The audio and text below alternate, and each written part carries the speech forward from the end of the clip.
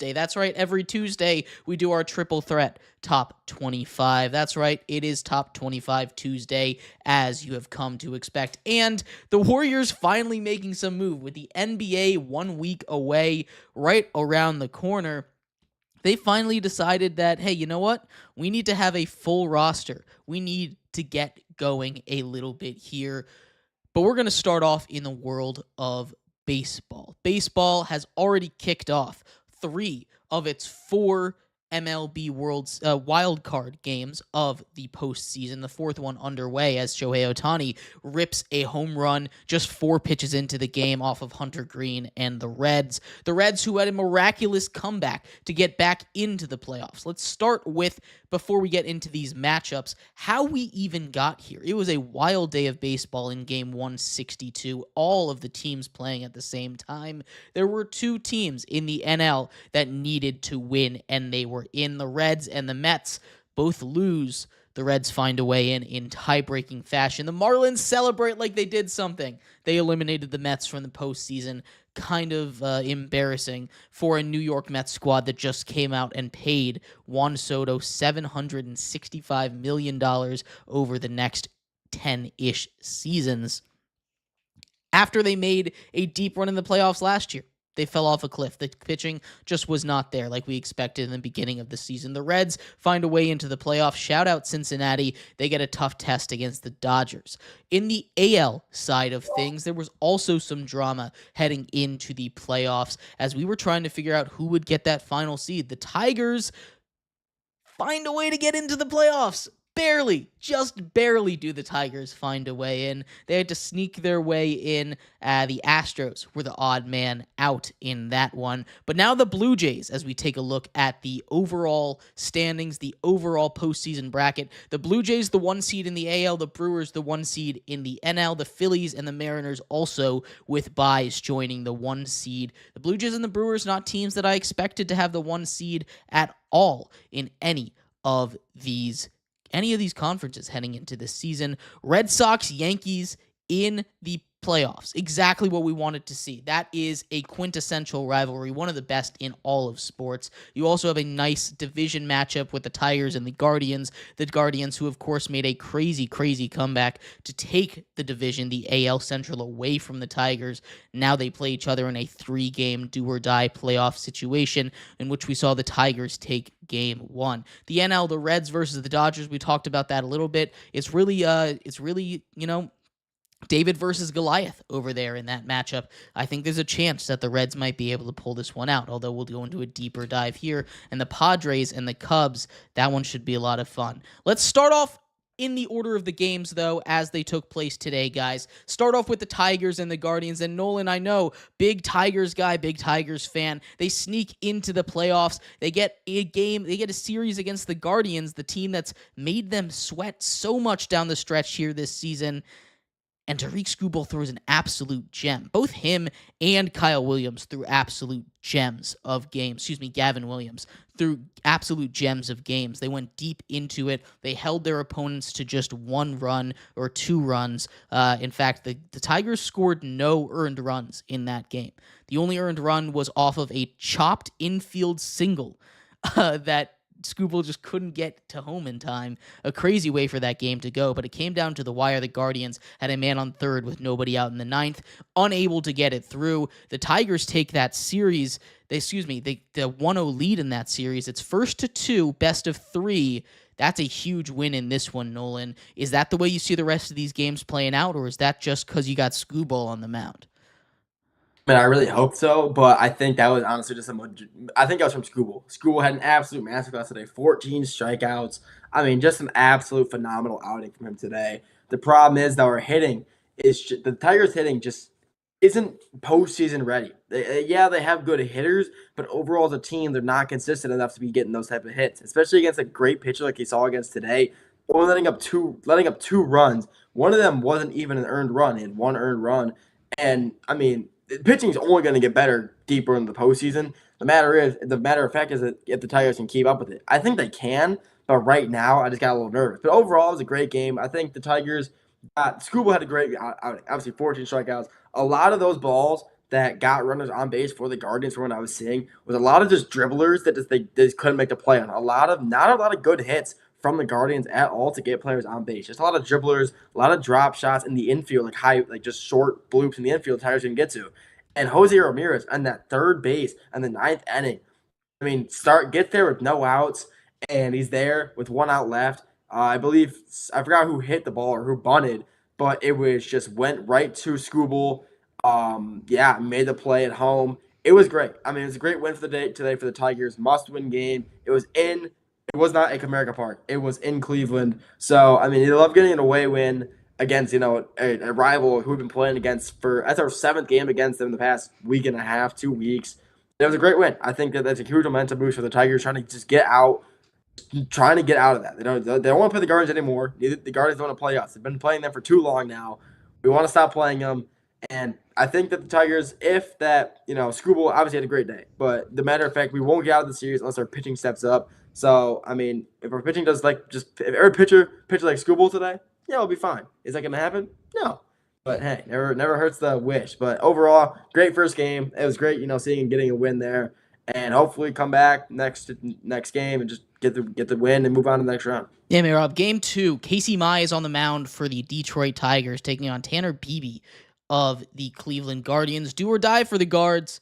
It's all in Cleveland for these series. The home team plays all 3 games there, so that is going to be a huge one to watch. If needed, Game 3 is going to be, looks like Jack Flaherty on the mound for the Tigers and Slade Cioni on the mound for the Guardians. These two teams match up pretty well against each other, and we saw that. Actually, all of the matchups so far have been really low scoring. We got the aces out for every single team, so you might expect that. But the offenses are going to start to show. I know the Tigers' offense, not really there. I'm not going to lie to you. I'm concerned about the Tigers' offense the rest of the way. I think the Guardians will wake up when they're not facing off against Scooble.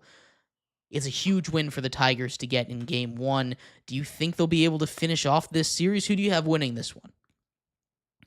So it was nice to see that the Tigers got that Game 1 win. Unfortunately for Nolan, it just seems like it's just going to be the only one. For exactly the reasons that you said, Jeremy. They faced off against one of the best pitchers in the league, arguably the Cy Young winner, either him or Garrett Crochet in the AL this year, would be his second Cy Young. Scoobo is one of the best pitchers in the league. He's going to get you wins. Even if he didn't get you a couple against the Guardians before in past series, he's going to get you a win eventually. He's just that good of a pitcher. It's bound to happen. But it just doesn't – I just don't have hope in this Tigers offense to be able to be sustainable. Yes, if the Tigers want to have any chance of winning this series, they have to win Game 2. If it goes to Game 3 and Jack Flaherty's out there for the Tigers, I just don't see a world where Jack Flaherty can hold off that Cleveland Guardians offense from putting up runs. And then on the other side, for the Tigers offense is going to be able to match up with that. I just don't see a world where that happens. So if there was any chance for the Tigers to win this series, they have to win tomorrow night. Other than that, I say the Guardians are going to win. And I say it's probably going to be I have them about an 85% chance of winning this series right now, even though they're down 1-0. Nolan, what you got here? I can't really hate that. I mean, Casey Mize, I'm not worried about Casey Mize. He's been a great pitcher for us for the entire year. He's only had a few bad outings. But Jack Flaherty, since coming back from the Dodgers this year, has been super inconsistent. He's had great games. He's had bad games. And his bad games are really bad, letting up multiple runs in the same inning. And I'm talking about 4 or 5 runs. But when he's playing good, he's playing like a top pitcher in the AL. I mean, he's a phenomenal pitcher when he's on. But I feel like we're seeing more off games than on as of recently. But I mean, I'm not too worried. He was good. He was great for the Dodgers last year in the postseason, and he was great for us last year in the regular season. And he's done, like I said, he hasn't had the best season for the Tigers so far this year, but he's not pitching bad. I wouldn't say he's not pitching bad. He's just pitching a little bit down to his standard. So I think that regardless of if we win or lose tomorrow, I think Game 3, if it comes to it, I think Jack Flaherty can hold his own and take us to, get us out of the series. Yeah, I can see where you're coming from. The one thing that we didn't really see, and the one thing that I think we need to remember, is bullpens play a huge role in playoffs, especially the playoffs when it comes to baseball, right? You didn't really see it in game one because you have Tariq Skubal who can go 9 innings, 8 innings. You're not going to get that every single game. You're not going to get that out of your starters every game. And at some point, you have to trust your bullpen. You have to trust your guys to get it done. And I don't know if the Tigers really have the luxury of having a bullpen that they can turn to and trust. It's better than last year, but it's really not that good. And I think that's kind of a really low bar. Better than last year if you are the Tigers. You just hope that your starters are effective and can go deep. That's your only shot. Because of that, I think I lean Cleveland in 3 in this one. But it's going to be a really interesting series. The next game on the docket here, we stick over with the AL side of the ticket. The Yankees and the Red Sox, Mehrob. Ooh, the classic rivalry reignited in October. We saw the Red Sox take game one behind Garrett Crochet, who went 8 innings, 114 pitches overall, 11 strikeouts on his day. He absolutely dominated. Had a stretch where he retired 17 straight batters. His only mistake, a home run given up to Anthony Volpe in that second inning. Didn't matter. The Red Sox were able to win that game 3-1. They now lead 1-0. I don't know if the Yankees are going to come back from this one. Talk to me, Mehrob. This is a big series for you guys. It's not only a big series for us, but that was a big, crucial loss. You alluded to it. That was a big, crucial loss for the Yankees. They had that one in the palm of their hand. It felt like that Red Sox team was struggling on all fronts. Max Fried was giving them so much trouble. And then somehow, some way in that 6th inning, Aaron Boone decides to pull Max Fried after having 4 hits through 6 innings, 6 strikeouts. And what happens in that inning? The Red Sox put up 2 runs, or the following inning, I should say. The Red Sox put up 2 runs, and the game pretty much went wide open right after that. The game went absolutely catastrophic. The Red Sox pitching has been unbelievable as well on the other side with Garrett Crochet. It was Crochet versus Fried in this one, and I mean, it just came down to the managers trusting their pitchers. Cora is notorious for not trusting his pitchers. He is horrible at doing it. Every Red Sox fan knows how bad it is. But he trusted Crochet in this one, going 7.5 innings, I should say. 11 strikeouts, only 4 hits, and 1 earned run, being that 1 home run by Anthony Volpe. But nonetheless, it was a great game on all sides. And major props at the end of the game to Aroldis Chapman. Going down, giving up 3 hits to start off that inning in the 9th. Having bases loaded and then clawing back, getting 2 straight strikeouts? It might have been 3 straight strikeouts. I was working and watching at the same 2 strikeouts, getting 2 straight strikeouts to close the game. It was just a phenomenal game on all fronts. The Red Sox absolutely dominated, or didn't dominate, but kept it close and then dominated the end of the game as they always do. One of the more clutch teams in the MLB this year, and just one of the most fun teams to watch. Great win on all fronts. Great game overall. Obviously, I wasn't too tuned in. I was actually in class for the game. From what I saw, I mean, it was just a great outing from the Red Sox. Going into New York. It was at New York, right, Mehrob? It was in New York. All the games are going to be in New York. So I had to make sure I was getting it right. But going into New York, obviously against your most heated rival historically in their hometown, in their home grounds, and being able to set a statement like that, winning 3-1 against a very good, Yankees team. Great pitching, especially against Max Fried, one of the best pitchers in the MLB, against great hitters like Aaron Judge. I mean, be able to make that statement. Obviously, the Red Sox were out of the playoff race for a while. They were a lot of games back in their own division, and they were able to claw their way back out through past midway to the season, and they were just able to dominate. They went on huge win streaks, winning division games that meant a lot. They're losing to not a lot of teams and beating a lot of good teams, regardless of division or not division. They're playing great, and the Red Sox recently have been on fire. I honestly wouldn't be surprised if the Red Sox are managed to close this out in 2 games in New York. I wouldn't be surprised. I don't want to jinx them, but I wouldn't be surprised if that happens. Because without Max Fried, the Yankees bullpen, like the Tigers, isn't just that good. They rely on one guy a lot, and without him, I mean, they're kind of just barely scraping the face of the water. Yeah, I tend to agree with you. I think this is the Red Sox series. I think they win this one in 2. I like Brian Bayo. I love Garrett Crochet. We saw what he was able to do against Max Fried. And as good as Aaron Judge is, he's not enough this year for the Yankees to get past a red-hot Red Sox team as the Reds are falling apart. We'll get to the Reds in here in a second. They've just given up 2 home runs back-to-back. They're now down 5-0 in the bottom of the third. But let's talk about that team a little bit. The Reds find a way into the playoffs a little bit here. Wow. I was going to talk about how the Reds had a little bit of a chance, but seeing as in the last 2 at-bats, they've given up 4 runs, and I know that might be a little bit of an overreaction. This is a Dodgers team that's way too good. This is a Reds team that is hot, and one of the more important things in baseball when it comes to the playoffs, being hot at the right time. This Reds team is hot. You could call them red hot, but they're not quite there right now. They go up against an absolute monster of a team. The Monstars over there in LA looking for their 2nd straight World Series title. I think the Dodgers roll in 2 in this one with the way it's going. Yeah, no doubt about it. It's 5-0. Teoscar Hernandez. Shohei, obviously, like we mentioned at the top of the show, starting it off for the Dodgers, but Teoscar Hernandez and Andrew Edman over there, Tommy Edman, I should say, excuse me, just going having great games in general. This is an unbelievable Dodgers team on all fronts, from pitching, hitting, even from a management perspective, on all fronts. This is one of the best teams in the MLB. They are one of the best teams in the MLB in the most competitive division. And we'll get to their division mate that's in the playoffs right now. They'll be the last team we cover here. But the Dodgers have been phenomenal. I expect them to close the series out in 2 games and get ready for the NLDS. I agree. The Reds team is obviously they're not a bad team. They're in the postseason, but they are by far, in my opinion, the worst team in the playoffs.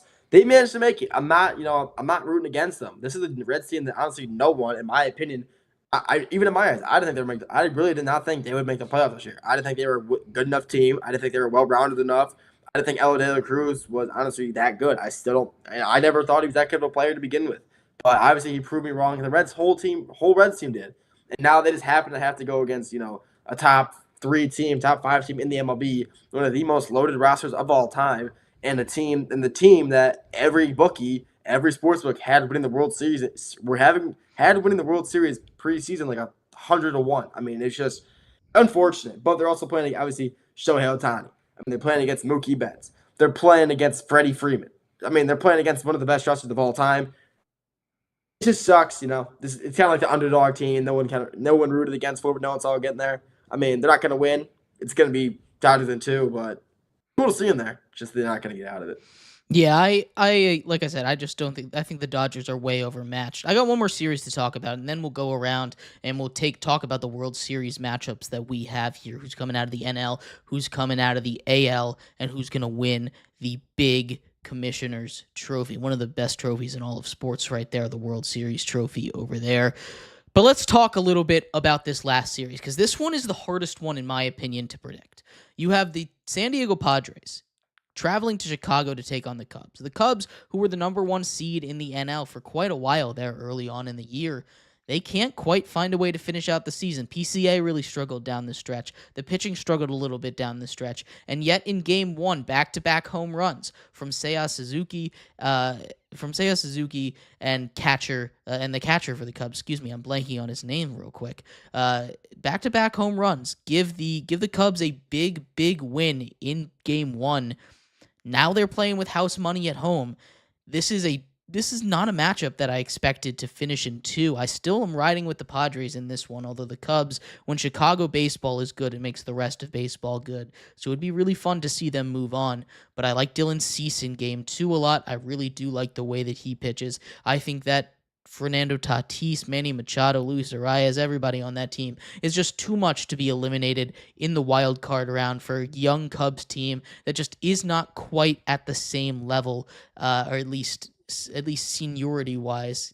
I think the Padres have enough to get it done in this series, and I think they move on to face the Brewers in round 2.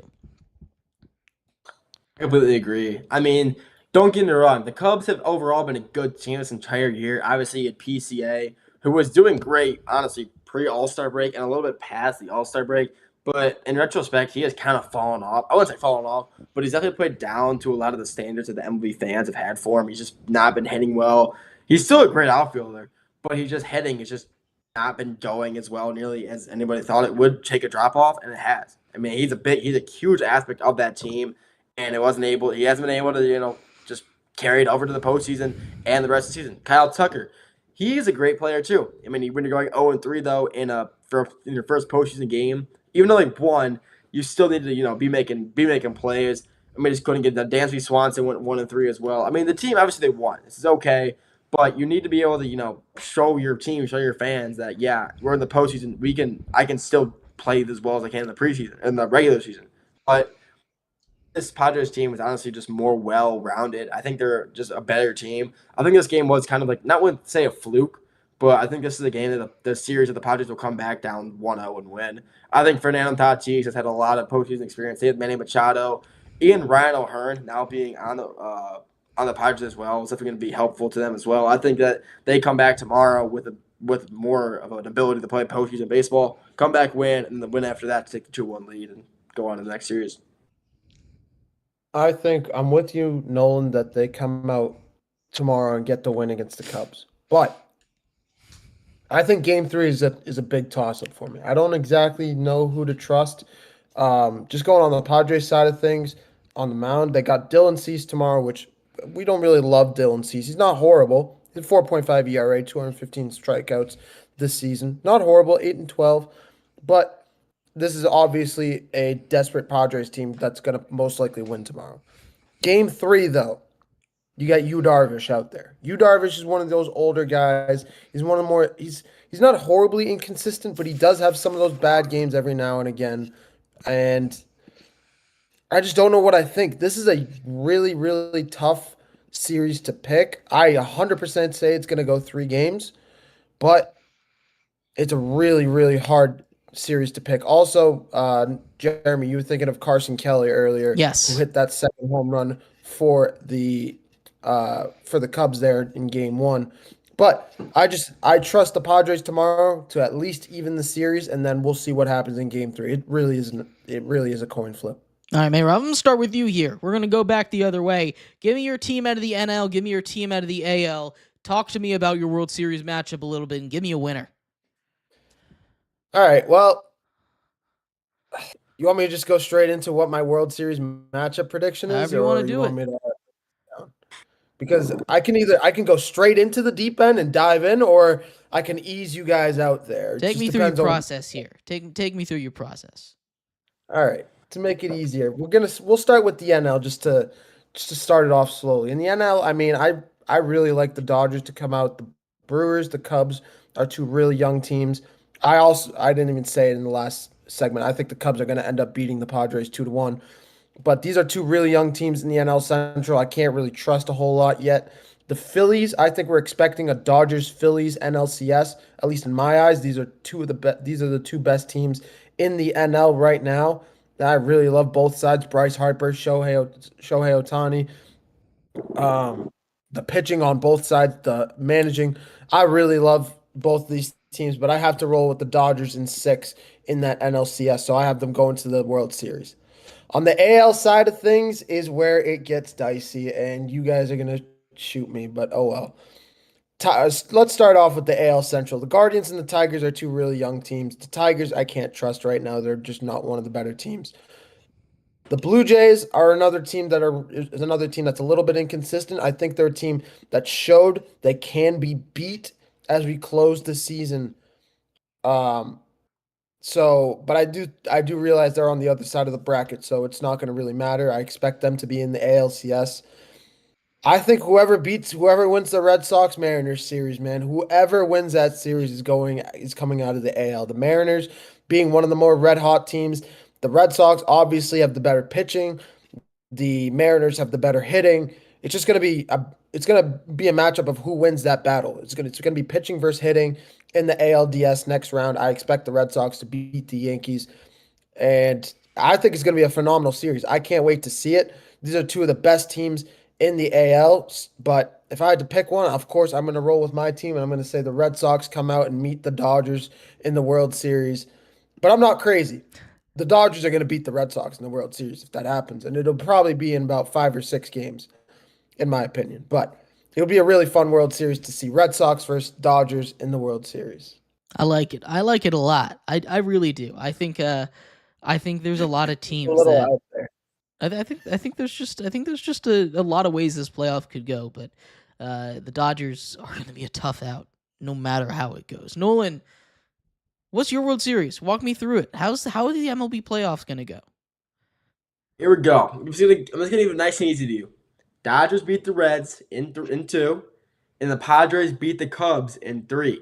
Then the Dodgers play the Phillies. I have the Phillies winning that series in 6. That's a think the Phillies 5-game are gonna play. series, by the way. Oh, 5. Sorry, I thought it was 7. Sorry about that. I have them winning in 5. Sorry, I had them winning in 5.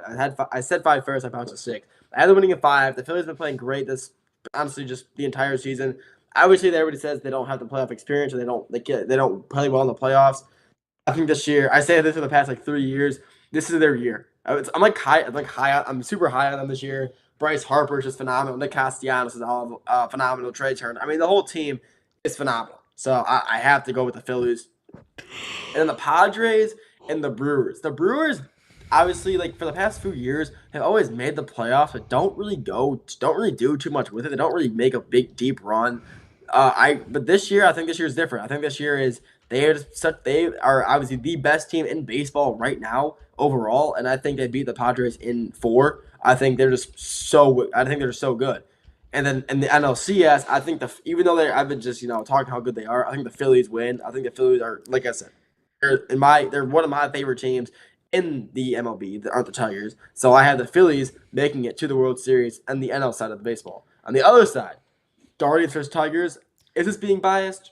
Yeah, probably, but I want the Tigers. I think that the Tigers can honestly match up well against the Guardians and play them well. We've played them enough now to know how they play, how to pitch against them, who to pitch against. I think that this is the Guardians or the Tigers series to win, hopefully. And then we have Yankees, Red Sox. I have the Red Sox. They already won game 1. I think they'll win game 2, if not game 3. I think they're just in New York now. They already won their game. This is their series to win. And then we have Tigers versus Mariners. I have the Mariners. They're just such a good team. Cal Riley is just one of the best players in baseball right now, and they're just so well-rounded. And then I have the Blue Jays versus the Red Sox. Honestly, I can toss that game up. Either way, it doesn't matter because I have the Mariners beating whoever wins that series. So in my World Series, I have the Mariners versus the Phillies. Mariners versus Phillies. Who you got winning it? Oh, see, now you're putting me on the spot with that one. You know what? You can't not expect me to ask No, you I that can't question, leave it man. Okay. Okay. Here's the thing. Not really. Here's the thing. If Cal Raleigh wins the World Series, will that be one of the greatest single seasons of all time? Yeah. Is he gonna win it against the Phillies? I don't think so. I think the Phillies are a better team than the Mariners are. I think they really are. I think they just have better pitching, better hitting. Maybe not, because they do. But certain players play better and worse in postseason. But I think the Phillies are just better than the Mariners. So I'll take the Phillies in the World Series this year. I like it. Let's run through mine real quick. I'm going to start out in the NL just like you guys did. The Dodgers dispatch the Reds 2-0. Move on to take the Phillies. Padres take care of business against the Cubs. 3 games in that one. Take on the Brewers. The Brewers' first appearance since 2021 in the NLDS, and it ends right there in 5 games. The San Diego Padres advance to the NLCS to take on none other but the Philadelphia Phillies. I just think there's too many injuries with the Dodgers pitching staffs. I know the Phillies also without their ace over there, but still, I think that team is good enough without him. I'm taking the Phillies to win that series in 5 games. Phillies versus the Padres for a trip to the big dance, a trip to the World Series. I'm riding with the Philadelphia Phillies. They make it back to the World Series. This is a really good Phillies team. Bryce Harper looking to win his first World Series title over there. On the AL side of things, I think the Guardians advance past the Tigers. The Tigers just don't really have the bullpen, as we were talking about. Guardians in 3 games. I think the Red Sox sweep the Yankees in 2 games, move on to face the Blue Jays. Then the Blue Jays, Red Sox, that one's going to be really fun. Another AL East matchup. I'm going to ride with the Sox. The Red Sox continue their magical journey. They advance in 5 games against the Toronto Blue Jays. I just really, really like Garrett Crochet and that pitching, and I think that's going to be the difference. The Mariners advance likewise. They win in 4 games against the Cleveland Guardians, setting up a Mariners versus Red Sox ALCS. Who would have predicted this? How did we get here? Nobody knows. I'm taking the Mariners. They make it all the way to the World Series. Cal Raleigh pushing this team forward with his big dumper over there. This is a huge, huge series, and I think that's going to be the most fun one overall of the playoffs if it were to come to fruition. I'm taking that in 7 games. Mariners move on. Mariners versus Phillies, the battle of the 2 seeds in the World Series. I think it might be their year. I'm riding with the Mariners. I'm riding with Cal Raleigh. I'm taking an MVP catcher and the rest of that team, one of the best pitching staffs in baseball, to take care of the Phillies. If you can't tell, pitching is what I think wins championships when it comes to baseball. You see it every year. It's starting pitching, it's the bullpen, and I think the Mariners have the best overall pitching in baseball right now, and I think if their bats can just be consistent. They've been so hot right now. I'm really worried about how this break is going to hurt them because we've seen breaks hurt teams in the past. But I'm riding with the Mariners. They're going to win their first ever World Series in 2025. That is the playoffs. We'll keep you updated as things go on. Bottom of the 4th, Dodgers still up 5-0. Shohei Ohtani is up to bat, looking if he can continue his phenomenal day, looking to extend an already huge Dodgers lead in Game 1. But let's talk a little bit about college football, guys, because it is Tuesday, and every single Tuesday we have to go over our college football top 25. Nolan, there is a lot to talk about here in college football. One of the craziest weeks, I would say the craziest week in college football, top to bottom. A lot of things have changed. I have 2 teams dropping out of my top 25 after losses. TCU falls to Arizona State on the road 27-24. They fall out after just 1 week in the top 25. And USC, after me finally caving and saying, you know what, they might be a good team, they drop one to Illinois, who a good team, 32-34. It's just bad coaching over there for USC. They fall out of the top 25 as well. BYU kicks off the top 25 with UVA, their big win over Florida State, being the first team out. Arizona State and Mississippi State getting some love as well. Those are the 3 teams that just missed my top 25 this week when it comes to college football. But like I said, BYU, they have a huge comeback win over Colorado. That's a solid win. Colorado might not be as good as they were last year, but they're still a good team this year. BYU comeback. I really like the way that their young quarterback is playing. And when you have a defense like that, when you have a stadium that's as rocking as BYU's is every single game, I don't get it. The stadiums in Utah, they just go. I guess there's nothing else to do out there when you are on a campus in Utah, but they love their sports teams. They go over there. Number 25, the BYU Cougars. Illinois back into the top 25 after a 1-week hiatus off of the list. They get a big win over USC. Illinois back into the top 25. I really do like this team. When you let 63 points up lose by 40 points to Indiana, you kind of got to drop out of there, I think. Michigan keeps their spot. They were idle this week. They're at number 23. Louisville with a big win, 34-27 at Pitt. They're in line to be a sneaky ACC title contender after that Florida State loss. Big game against UVA this week. That should be a whole lot of fun. They're at number 22 for me. And at 21, Nolan, I've got the Utes, another Utah team. That one, when they play BYU, is going to be massive, as the Big 12 just has about 13 teams that are right there, or right at the 20 to 40 range. But none of them really too far up the list here. Utah rounds out the first 5 of our top 25 at number 21. First five. I really do like BYU being able to make this. BYU is honestly just one of the more underrated teams, just honestly in college football. They have a great quarterback, and they have a great incoming quarterback who's that high school recruit. I mean, he's really good. I mean, they have a great quarterback system at BYU for some reason right now. Their defense is good. They've been playing great overall defense against Colorado. Colorado, we saw that they stopped their run game, stopped their pass game pretty well. I mean, for BYU stand, I mean, Colorado's got a pretty good offense. But, seeing them kind of hold them to as many points, I think it was like 17 points, I believe. It a pretty good game. I think BYU deserves to be on this list. I like them at 25. Illinois, I do like them being 24. Like you said, losing by 40, 50 points to Indiana. And then taking also listen, beating USC, who was honestly regarded as one of the best teams in the Big Ten behind Penn State, Oregon, and Ohio State. It's good to see, them kind of proving their mark. Yeah, we got slaughtered by Indiana, but we could still beat ranked teams. And they beat a ranked team in USC who is always known to be a great offensive team. Illinois came in there, shut down their offense. Without USC's offense, we're basically nothing. Because respectfully, they're not a defensive school. They produce offensive talent. You don't really see too many defensive threats coming out of there. So they were able to shut that offense down and get the win. Good stuff on Illinois. It's a much needed bounce back win. And Michigan, obviously hiatus this week, so nothing much to talk about there. Bryce Underwood's looking good though. Louisville. I mean, Louisville's honestly one of the, like you said, one of the most sneaky underdog teams in the ACC. Florida State's loss is huge for them. Losing to Virginia, great game by the way. But Louisville's proven to be a good team. Great quarterback, great offense. I'll be excited to see how well they plan out the rest of the year because the ACC isn't looking, it's looking competitive. Obviously, you have Miami. Obviously, you have, other Florida State, sorry. Virginia, Louisville. Virginia. There's a lot of teams at the top of the ACC. There's a lot of great teams in the ACC right now. It's a lot better than the ACC was last year. A lot more competitive, and honestly, this schedule, there's not going to be any ACC, like nothing easy. So I'm really excited to see how well they can perform come the end of the year when the games start to matter the most. And then Utah. Honestly, I don't have too much to say about Utah.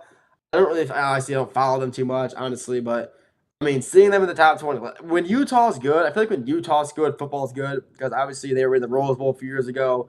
Obviously, when they're ranked, they're a great team. So I like to see Utah do well. I don't follow them too much. I probably should start doing that more. But Utah 20, obviously they've had a good season. They're 4-1 right now. So can't complain with a good Utah 20. I like that. Or 21, sorry. I got to say, this next section here really put me through the most because there's a lot of teams that I want to move up on this list, but there just isn't really teams that I can put them ahead of. Iowa State, one of those teams, for instance, they fall one spot this week. They didn't do anything wrong. They actually proved to me that they deserve to be this high after a big win over Arizona, and yet there were other teams that I just had to put ahead of them. Tennessee, I loved the win.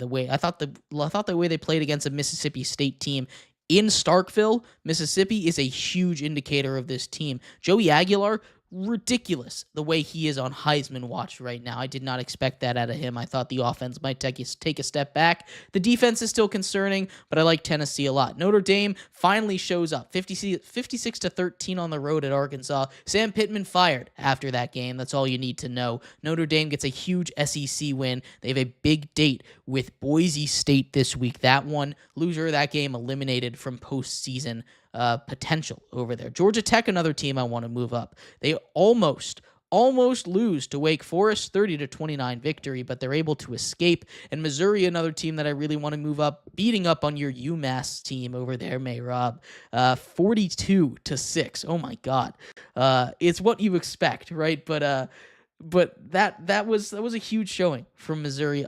They're running back on Heisman watch over there. I really am a big fan of this Missouri Tigers team this year. Destroyed UMass 42-6. They did give up 6 points though. You think that's a win?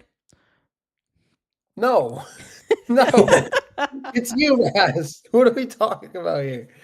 It's UMass football. It's not UMass healthcare, UMass engineering, or UMass. It's not UMass. It's not Eisenberg that we're talking about here. It's UMass football, and there's not much you can expect. There's no expectations to UMass football. 6 points on Missouri. Big spot for him right there. Future MAC team. UMass, by the way. Future MAC team. I could see it. Moving up here, number 15, LSU, down 11 spots after their loss to Ole Miss last week. That's a big drop. Ole Miss is a very good team, but I think this was a little bit of something that I had a while coming. The reason LSU was so high up is because they beat Clemson in week 1. That's not a win that's aging too great at this point. Feels like anybody can beat Clemson the way that Clemson is playing football. LSU down 11 spot. I think it kind of fixes where they were. Similarly, Penn State also down 11 spots. You might say that's harsh. They lost to a team that you have in your top 5, Jeremy, and you'll see exactly how high. Exactly how high I have Oregon in a second. But Penn State hasn't played anybody yet. There's other teams that have a better resume than them, and I know they're going to be good. 14 might be a little disrespectful, but I just could not put them above a couple teams that have proven that they have big wins against great teams. Penn State down 11 spots to number 14. Texas Tech idle last week. They fall a spot, so there's room for other teams. Florida State with a brutal loss, and they only fall 2 spots for me. I know. Florida State is a team, and Florida State falls 4 spots. I apologize. Florida State's still a really, really good football team. They beat Alabama. Alabama just beat Georgia. You have to respect that. UVA is not a bad loss. UVA ranked in the top 25 of the AP poll with good reason. That offense is really, really exciting. I just think it was a trap game for them. I'm not going to punish them too much. Vanderbilt rounds out our not top 10. In our top 25, I should say. They are up 3 spots with an absolute dominant win over Utah State, 55-33. That one didn't mean too much. It's just the fact that this is a Vanderbilt Commodores team that is for real. I just couldn't quite put them into the top 10. Big game against Alabama. That one is going to be must-watch television this week, Nolan. I'll tell you that much. I think if Vanderbilt, honestly, well, first off, they have to win the game against Alabama to be, in my opinion, a legit. Obviously, they're 15. Obviously, they're in year 15. I believe in AP, they are 16. So you're right there with them. But they haven't really, they're in the SEC, so obviously not playing a bunch of scrubs. But this week against Alabama is their biggest test because last year they beat them unranked. This year they're going college game day, 16 versus 15, I believe, or 16 versus 10. I mean, it's going to be a legit game. If Vanderbilt can keep it close, or even win the game, I think that Vanderbilt will be a legit team. I think they are a legit team right now, but if they can, like I said, beat Alabama or keep it close, they can prove themselves to be an even more legit team than they already are. Penn State, I said this before the show, and I'm going to say it again. Drew Aller is overrated, and he's not a Heisman quarterback. Everybody in the preseason, Drew Aller is legit. Drew Aller is all this. He really isn't. In my opinion, Tyler Warren was the reason he was so good. Penn State also just can't seem to get over the, beat big teams thing. I don't really think that's James Franklin's fault. I think that's the playing in their part. But I digress. They have a pretty rough schedule coming up against going to Iowa and Ohio State, then playing Indiana at home. We'll see how well, James Franklin and the Nittany Lions can do. I mean, that's a pretty rough schedule. So if they can handle that, maybe they're legit. But if they can't beat Ohio State or Indiana, maybe even lose to Iowa, I think there's some serious question if James Franklin will be there next year or in the coming years again. Florida State, legit loss to Virginia. Virginia is a legit team. They are ranked 23 in the AP poll. They are a great team. Virginia is definitely a team I did not see being ranked at all. Virginia has not been a good college football team in, I'd say, probably 5 years. It's been a very long time. It's been a while. It has been quite a while. And no one saw Virginia beating a Florida State team that came off a win week 1 against not only Alabama, but going from a team that had 2 wins last year to being a top 10 team and number 8. No one saw Virginia winning that game, and no one saw Florida State losing that game. Obviously, a phenomenal upset. One of the greatest rushes of all time. That Stu section just absolutely dismantled that receiver on the ground. He probably died. Thank God he was okay, I will say. Thank God. Yeah, I think his name was Pigeon. That's a really funny name, but he had a really funny name. He's okay, thank God. But yeah, one of the greatest crowd rushings of all time. Virginia absolutely deserved to be ranked now, and they're legit. Anybody that I miss? No, that's it. Yeah, I think that's a really good section right there. Let's get into our top 10 here. The Triple Threat top 10 on every single Tuesday. We're going to start off at number 10. Welcome to the top 10, first time all season, to your Indiana Hoosiers. What did they do to get here? They beat Iowa by 4 points. This is more, again, other teams ahead of them losing. We had a lot of teams in the top 10 lose. We had 4 top 10 losses last week. Indiana slides up, takes one of those spots away as they are number 10 in the poll. Kurt Signetti has gotten those boys to win. Google him. All he does is win. Texas, idle last week, up a spot after a couple losses from around them. They get a big game. This is a prove-it game. The last time they played a real team at Ohio State, Arch Manning did not look like a good quarterback. Now he is Florida. We'll see. This is a big test for them. Oklahoma without Heisman frontrunner John Mateer, still idle, still up a spot. They haven't done anything wrong yet. I can't punish them. But if they lose a game that isn't against Texas, they're going to fall pretty far. That's a brutal loss, not having your quarterback for a month. Ole Miss up into the top 10. Welcome to the Rebels. Up 8 spots is Ole Miss after a massive win against LSU. They're here to number 7. This is not an Ole Miss team that I particularly think is a super SEC title contender, but they just have found a way to win games. They beat LSU with a really good defense, despite that offense not being there. They stuffed them a couple times. They find a way to win shootouts. They find a way to win tight defensive battles. Just finding a way to win is something that needs to be, given its own props. You don't have to blow your team out every single week. It'd be nice if you did, but you don't have to. The fact that they keep finding different ways to win is really impressive. Georgia stays at number 6. And you might say, Jeremy, Georgia lost. Yes, they lost, but they lost to a very good Alabama team. And at the end of the day, I think Georgia's better than Ole Miss. I think Georgia's better than Oklahoma. I think Georgia's better than Texas and Indiana and Vandy and Florida State and so on and so forth. Georgia is the 6th best team in the country. Maybe just other people had them ranked too high, if I'm being honest. Georgia, very, very good at football. They're here at number 6. Alabama, the team that beat them, welcome to the top 5. Alabama, the Crimson Tide, up 8 spots, tied for the biggest leap with Ole Miss. Into the top 5 is Alabama. They own Georgia. They just simply own Georgia. That's all it is at the end of the day. Alabama is just too much for Georgia to handle. How about Texas A&M? They've been winning games that they usually lose, and now they're up into the top 5. At number 4, Texas A&M up 3 spots after last week. A big win at Auburn, 16-10, a sloppy game, but again, it's not about blowing the team out, not about looking pretty. It's about what the score is on paper at the end of the day, and Texas A&M has it in the right side of the category, that W, as they continue their perfect season. Miami down a spot on a bye week. Again, I just had other teams ahead of them. And a swap at number 1. Ohio State, no longer the number 1 team in the nation, despite a win at Washington. A more impressive win happened this week. Oregon goes into Happy Valley during the whiteout game at night, and they take care of business in a double overtime thriller, 30-24 at Penn State. Oregon, the number 1 team in the nation, they have not lost a game since the playoffs of last year. They haven't lost a regular season game in over a calendar year. It is incredibly impressive. They have the longest win streak in the regular season in the country. Shout out Oregon. They are having an excellent year, and they are back atop number 1 in college football. They're completely legit. I think that Dante Moore is honestly one of the best quarterbacks in football right now. I think he's a top 3 quarterback in college football right now. I think he's just proven to be a great quarterback, a great leader, and they have a true freshman at receiver. They're like wide receiver number 1.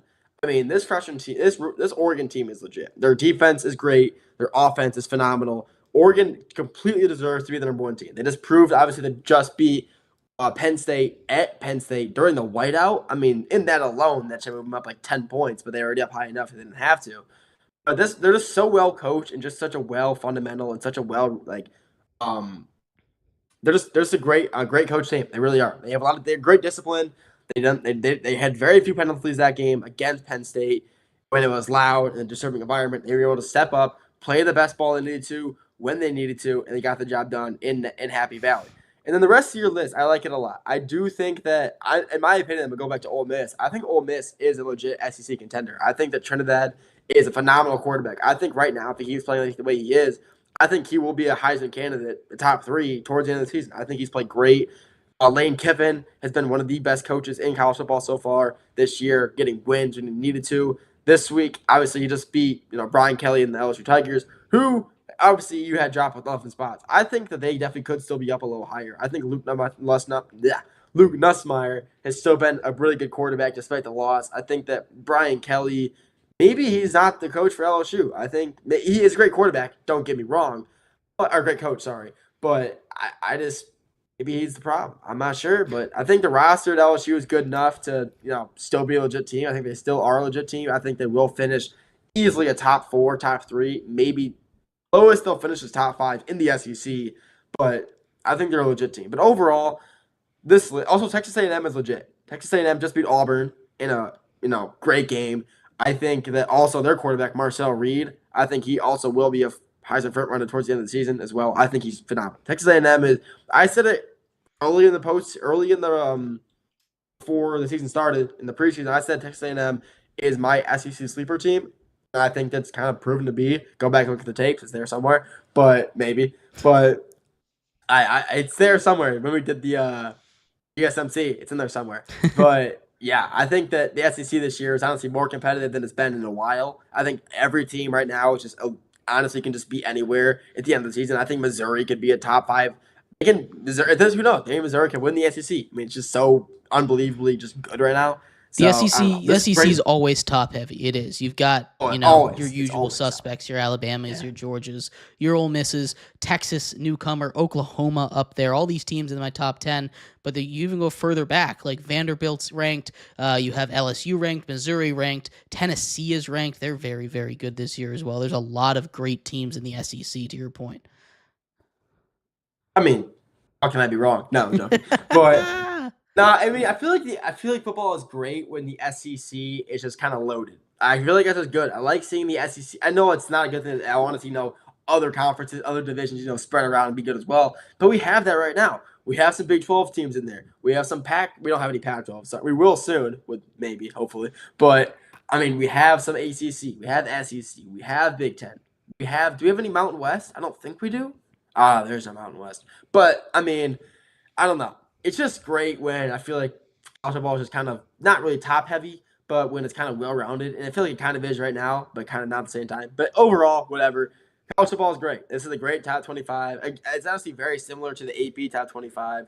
And I think you did a great job with it. I think that next week is going to be obviously another great week of college football. Got some great slates, got some great games. And next week is going to be just like this week, just great watches again.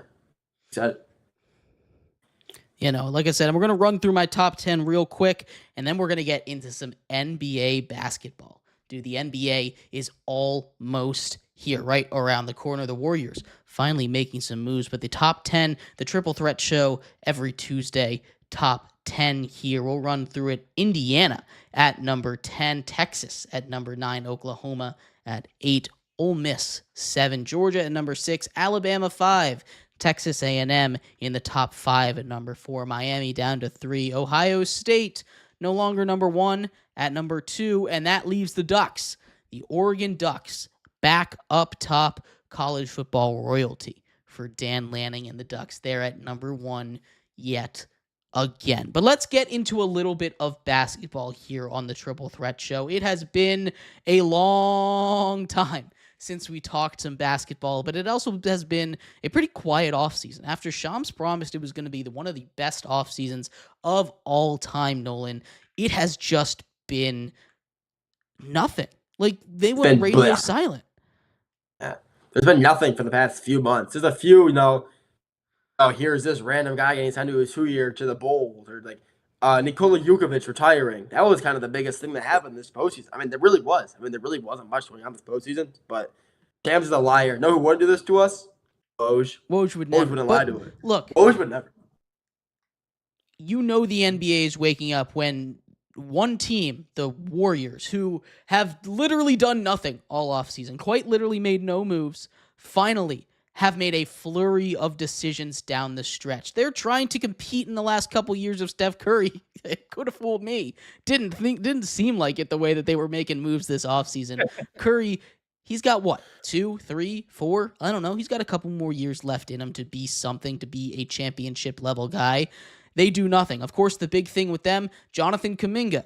He officially signs today, 2-year, $48.6 million deal. That is, I think, a lot of money for him. I don't even know if he's good or not, if I'm being honest, Mehrob. Kuminga is a really interesting case. They also go out and get Al Hortford, who, get the old guys, put them together, make sure that they got the same timeline. I like Hortford a lot, honestly, but I don't know what he's really going to do for this Warriors team. He's not going to be able to play the minutes they need him to. Pair him up with Jimmy Butler, pair him up with Draymond Green, pair him up with Steph Curry and his brother, Seth Curry, the Splash Bros Part 2, real brothers this time, coming together in Golden State. Mehrob, they're making moves. The NBA's back. Talk to me, man. What's going on?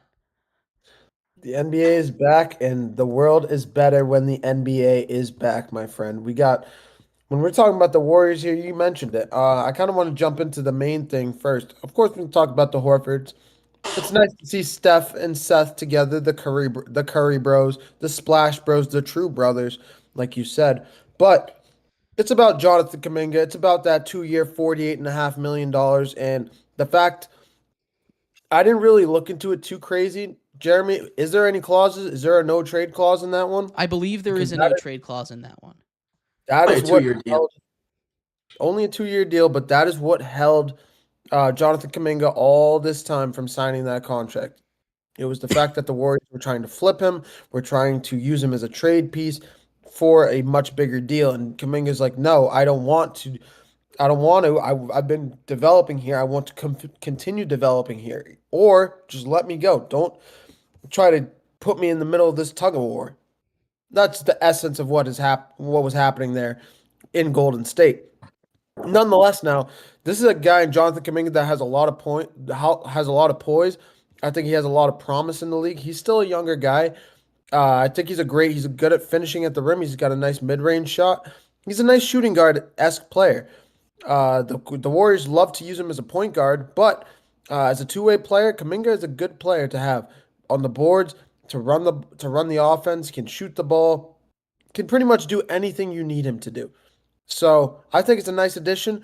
This is a guy in Jonathan Kuminga that had offers from the Sacramento Kings for like 4 years, almost $90 million, the same as I believe it was the same as Alex Caruso had recently when he got his deal. Or not not Caruso, Josh Giddey, excuse me. His 4-year, $100 million deal. That is about what Jonathan Kuminga was looking at outside of Golden State. It was just the fact that Golden State wouldn't let him go. It doesn't matter nonetheless. He's going to stay in Golden State. Going to continue developing in that group.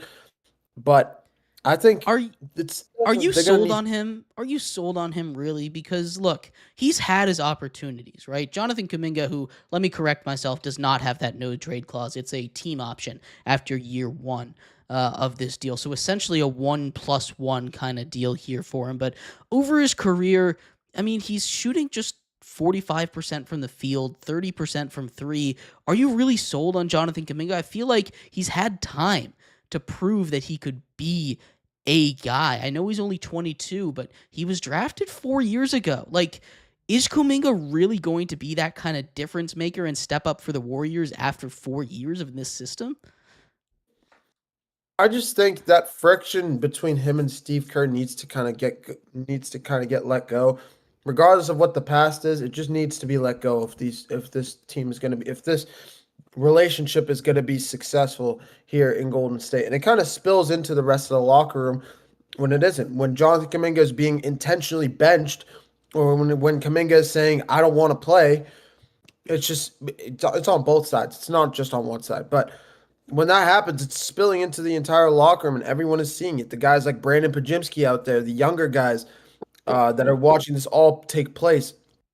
It's not good at all. It's not a good team environment at all. Am I sold on him talent-wise? Yes. Do I think he has the poise and the ability talent-wise? Yes. But is it going to be in Golden State?